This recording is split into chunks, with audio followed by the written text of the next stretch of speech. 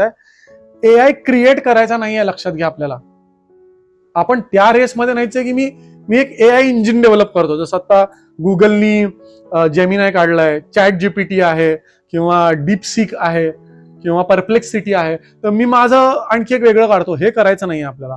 काही कंपन्या आहेत ज्या त्याच्यावर बँक करतात. फॉर एक्झाम्पल ते काय करतात, चॅटबॉट डेव्हलप करतात की तो एआय चा इनपुट घेऊन एक चॅटबॉट केला की याच्यामध्ये तुम्ही वुमेन हेल्थवर काही क्वेश्चन विचारा, उत्तर देतो. मग उत्तर कुठून मिळतं?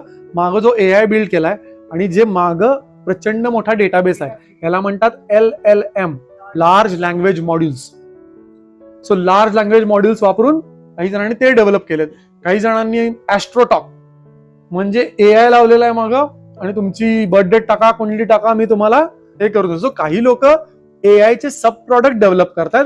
तुम्ही ते करू शकता, पण आपल्याला 90% काम आपलं जनरेटिव्ह एआय म्हणजे जे चॅट जीपीटी, जेमिनाय ह्या सगळ्या गोष्टी वापरून आपण करू शकतो.